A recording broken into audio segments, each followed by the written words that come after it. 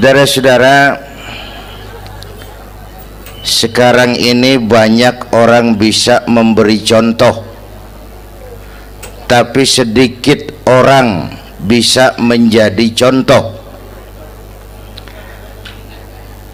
Ngasih contoh mah gampang, jadi contoh susah. Karena beliau manusia. Laqad ja'akum rasulun min anfusikum. Kalau kambing disuruh nyontoh ayam, yang nyuruh nyontoh kagak punya pikiran, ya kagak level. Kambing mah nyontohnya kambing, kebo nyontohnya orang, nyontohnya orang. Makanya Nabi kita orang, bukan malaikat, bukan jin, bukan dewa, manusia. Kalau manusia disuruh nyontoh manusia, itu perintah masuk akal, predispositionnya sama. Kalau disuruh nyontoh malaikat mah ribet kan. Malaikat bagaimana nyontohnya, dia mah tidur kagak, makan kagak, sama duit budak, sama perempuan kagak open, lah susah nyontohnya. Ya, Superman tuh biar hebat nggak bisa dicontoh Superman, bagaimana terbangnya, lagian pakai celana dalam di luar, nggak bisa dicontoh Superman mah. Nabi kita manusia utuh, cuman sungguh pun manusia, kualitasnya beda. Ini namanya basyarun la kal basyari, manusia memang, tapi jangan samain, bobot bibitnya beda. Contoh, kita nih manusia, kita tidur. Nabi kita manusia, beliau tidur. Tidur Nabi, tidur mata doang, hatinya nggak pernah tidur. Tuh bedanya sama kita tuh. Tidur kita keblek, asal tidur habis-habisan. Lagi kita manusia, kita keringetan. Nabi kita manusia, keringetan. Keringet Nabi harum wangi, bau minyak kasturi, zaman belum ada parfum. Keringet kita udah rasain aja masing-masing dah, jangan pakai dikebet udah.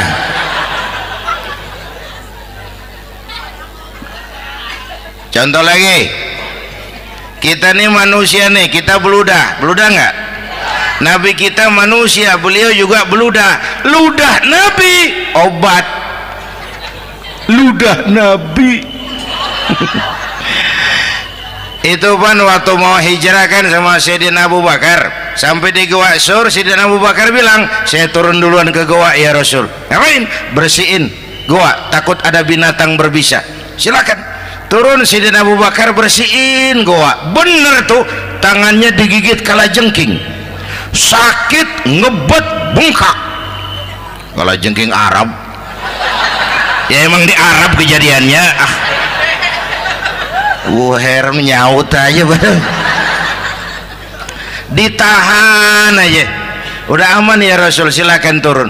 Lama-lama dalam gua berduaan kelihatan juga Sayyidina Abu Bakar mukanya pucat. Nabi tanya, mabalu kayak Abu Bakar? Abu Bakar kenapa? Nggak apa-apa. Berat meninggalkan Mekah? Enggak. Malas hijrah ke Madinah? Enggak. Takut diubur-ubur Quraisy? Orang kata enggak, itu mah enggak. Lah kenapa muka kamu pucat? Tangan digigit kalajengking. Ngapa nggak ngomong dari tadi? Saya nggak mau nyusahin Tuhan ya Rasul, biar saya tahan, asal jangan nyusahin Tuhan. Jangan begitu kau. Sini tanganmu, diambil sama baginda Nabi. Bismillahirrahmanirrahim. Cuh, diludahin, ringkes, sembuh saat itu juga. Ludah Nabi. Pengen tahu kita yang ludahin, bengkak campur koreng.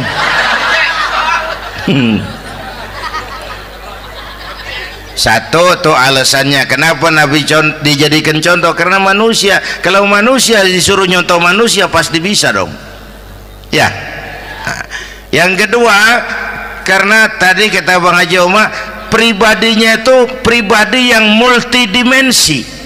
Mau nyontoh apa? Pak, saya ini pengusaha Pak. Nabi umur 9 tahun udah ke Syria tuh, dagang lintas negara, Syam tuh. Saya jenderal Pak, Nabi mimpin tentara di medan perang Mas. Saya mau balik Pak, Nabi dakwah Bung. Saya guru Pak, Nabi ngajar Mas. Innama bu'istu mu'alliman, aku diutus sebagai guru, guru umat, guru bangsa. Saya politisi Pak, Nabi diplomat ulung Bung. Saya presiden Pak, Nabi mimpin bangsa dan negara Mas. Saya kepala rumah tangga Pak, Nabi punya anak bini Bang. Ayo lempengan mana dulu cari ngomong. Malah Nabi Isa tuh nggak bisa jadi contoh bagaimana membina rumah tangga bahagia. Bagaimana membina rumah tangga bahagia menurut contoh Nabi Isa? Nggak ada Mas. Kenapa? Nabi Isa belum sempat kawin. Ya, Nabi Isa belum sempat kawin. Ada pengikut Nabi Isa menyangka nggak kawin ajaran Nabi Isa, pada ngikut lagi nggak kawin. Tuh pastor tuh mubazir. Orang dikasih perabotan. Bang bener, saya kalau dalam Islam kiai kagak boleh kawin, saya pilih berhenti jadi kiai. Karena kagak ada giro-giroan, botak rambut.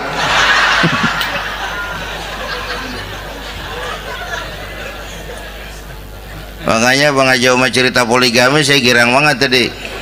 Bukan yang ngomong ahlinya soalnya.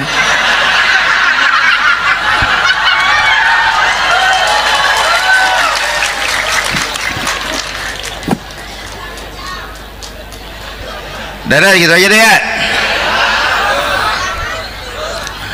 Nah, kata Imam Busair nih yang dahsyat, ka'annahu wa huwa fardun fi jalalatihi fi ashkarin hina talqahu wa fi hasham. Sepertinya kehebatan Rasulullah itu sama baik sendiri maupun di tengah tentara. Artinya begini, orang hebat banyak, tapi yang hebat di mana-mana susah nyarinya. Baginda Rasul ini lagi duduk hebat, lagi jalan hebat, ada di pasar hebat, lagi di masjid hebat, di medan perang hebat, di depan anak-anak hebat, di mata musuhnya hebat, di depan sahabatnya hebat, di mata istrinya hebat, di mana-mana hebat. Lah susah jadi orang begini Bang. Ya, kita mah hebat juga setempat. Di kantor hebat, sekantor orang diomelin. Di kantor, pulang ke rumah dikeplak sama bininya diem aja. Nih di depan bininya dia kagak hebat dia mah.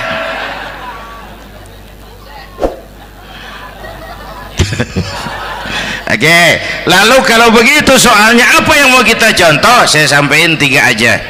Pertama, Nabi kita ini tokoh yang sejak kecil udah ditempa kesusahan. Bu, tadi kata Bang Haji, Islam mengangkat derajat kaum perempuan karena perempuan banyak melahirkan orang besar.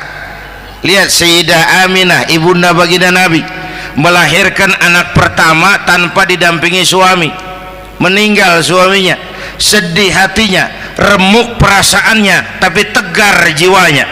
Dilahirkannya bayi bernama Muhammad, diasuhnya penuh kasih sayang, diantarnya menjadi orang besar dan memang dibesarkan oleh Allah. Itu contoh tuh Bu. Bilangin anak-anak tong, bocah Nabi ngangon kambing tong, sekolah tong, jadi orang gede. Baba lu tibang tamat SD, lu sarjana lu. Baba lu cuman jadi RT, lu jadi camat lu. Biarin malu baba lu, pala jadi kaki, kaki jadi pala, asal lu terus sekolah. Bu, anak sekolahin, gelang doang digedein lu. Nih kan kita Betawi nih pendidikan ngentengin banget kotaan. Udah dong, jangan tinggi-tinggi sekolah udah. Ngapa mak? Baba lu kagak sekolah hidup noh. Hidup dong, pun jamu monyet juga hidup. Bu, anak sekolahin.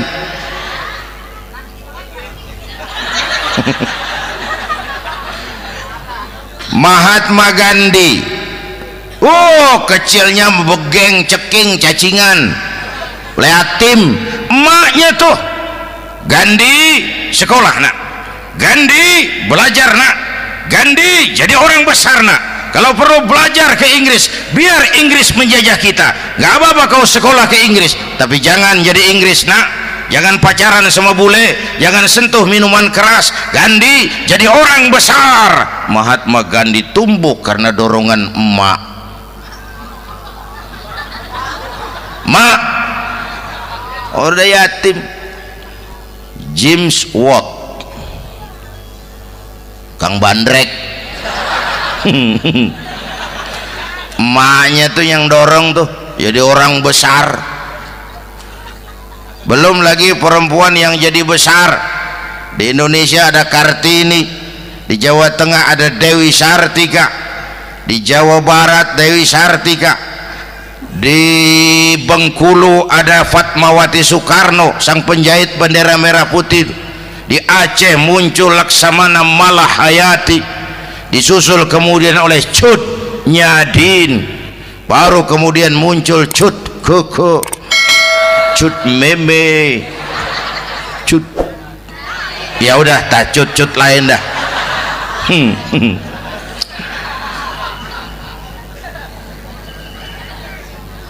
Nabi ke remajanya nggak dikolokin, tegar, tahan bantingan, nggak cengeng.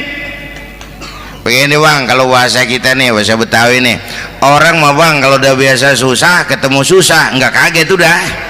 Ya kita Betawi kan masuk udah nukangin. Susah mulu. Saya santri nih biasa makan kangkung, datang ke rumah temen dikasih kangkung, makanan gue ini mat, dikasih daging ayam lah nambah, emang apa? Orang mah kalau biasa susah enak nggak kagetan. Saya santri biasa tidur di masjid, disuruh nginep di hotel lah pules nggak? Tapi yang biasa tidur di hotel suruh nginep di masjid encok. Makanya kemarin tuh waktu menteri-menteri baru dilantik tuh saya ngarepin tuh, mudah-mudahan nih menteri ini begitu dilantik bacaannya nawaitu sauma ghadin. Lu pada niat puasa dulu dah, entaran. Puasa kan bukan kagak boleh, nunda doang, nunda puasa mah. Tempe boleh maghrib, tahu boleh maghrib, air kelapa boleh maghrib. Lu menteri pada mau naik mobil mewah boleh, ntar kalau ekonomi udah mendingan, rakyat udah pada legaan napasnya. Ya sebab apa? Itu duit buat mobil para menteri kan duit negara. Duit negara kan duit rakyat. Duit rakyat kan duit gue juga, itu ada di situ. Gue bayar pajak. Sayangnya kebanyakan pejabat kita asal dilantik aja bacaannya Allahumma lakasumtu, niat buka puasa. Orang buka puasa kan kemaruk apa jadi gares ya. Bu, jadi benar Islam mengangkat harkat, derajat, martabat kaum perempuan. Kata Bang Haji Umar tadi, dengar nggak tuh? Waktu Nabi ditanya, ya Rasul, siapa yang paling harus saya taati di dunia? Ibumu. Setelah itu ibumu. Setelah itu ibumu. Setelah itu bapakmu. Ibu 3 kali disebut, bapak coba pikirin, ibu 3, bapak 1 bapak. Ini bagaimana ngitungnya, jadi kerok begini nih ngitung nih.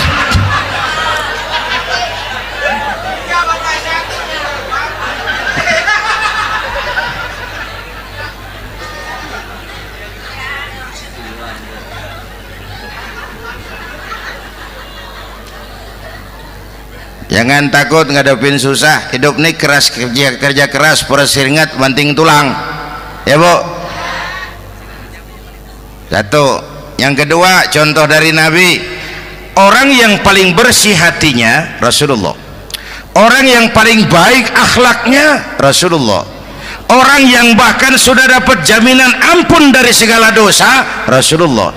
Tapi orang yang kalau sholat malam sampai bengkak kakinya karena rajin sujud Rasulullah. Aspek ibadah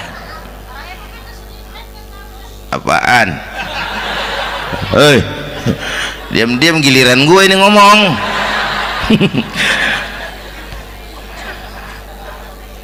Lo ngomong lagi udah gue pulang. Canda neng. Udah gantian ya. Ya. Apaan urusan?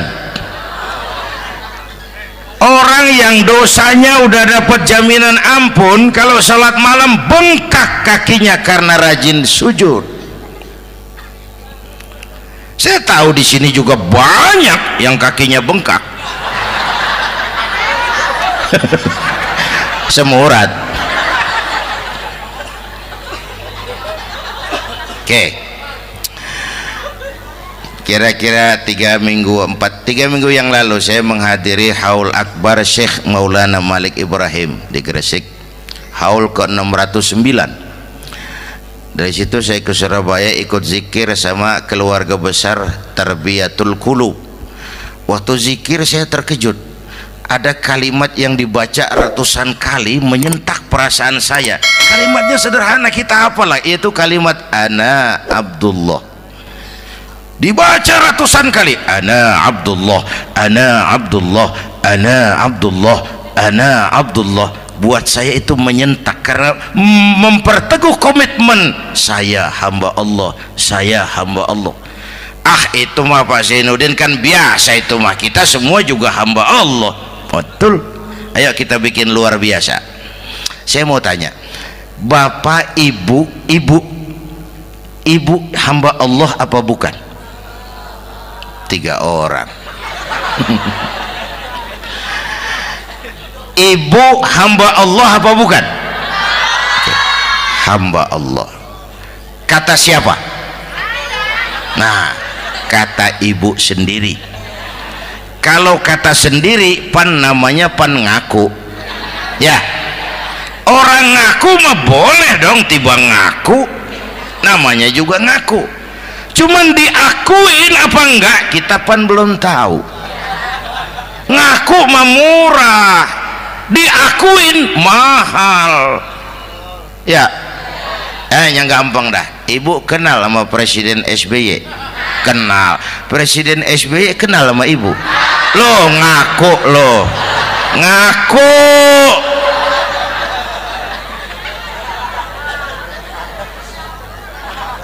Saya hamba Allah, kata saya. Berapa banyak orang mulutnya hamba Allah, perbuatannya menyatakan dia hamba dunia, hamba harta, hamba jabatan, hamba setan, budak nafsu. Nggak sesuai ucapan sama perbuatan. Yuk jadi hamba Allah yang beneran. Jangan separuh-separuh, kita mapan asal sakit mah hamba Allah. Ya Allah, ya Allah, lagi sakit. Sehat ya dikit, keder, nyari masjid nggak ketemu.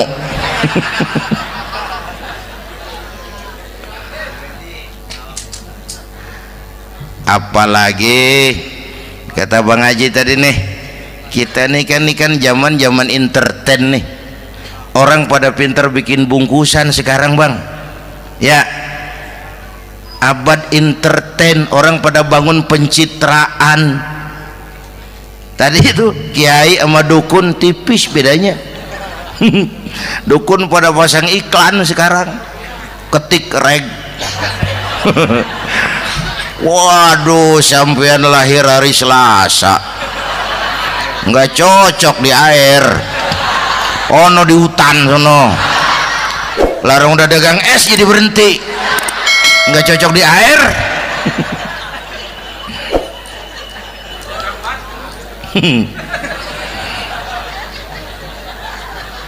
Bu, Di zaman ini siapa pakai apa, siapa mau jadi apa kagak urus nih.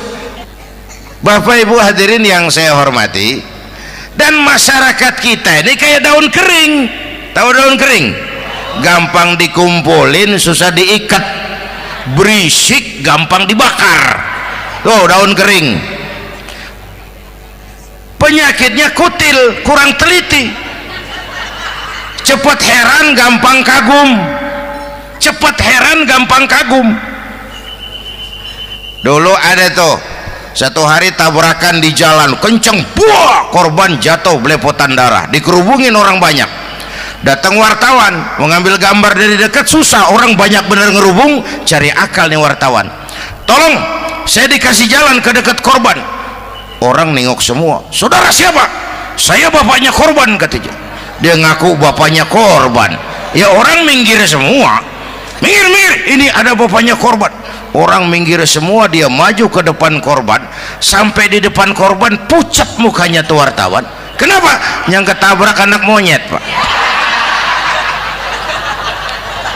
Dia udah kedongan ngaku bapaknya korban.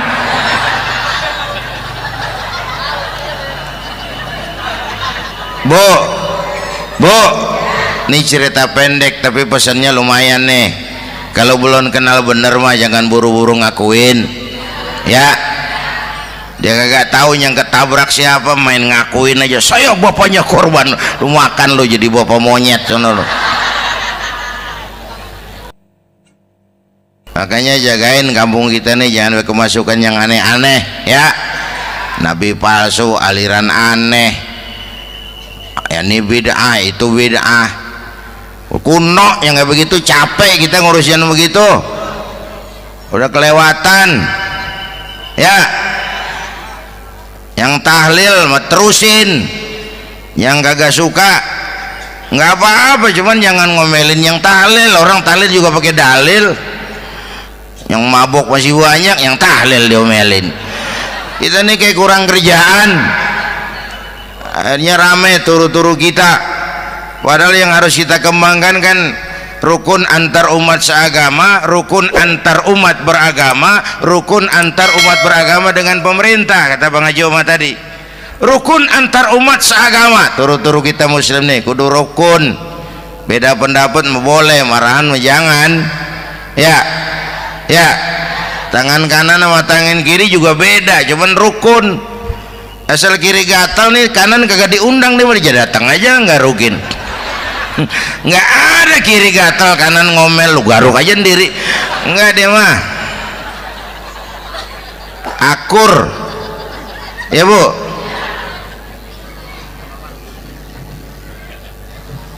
Yang kedua, rukun antar umat beragama.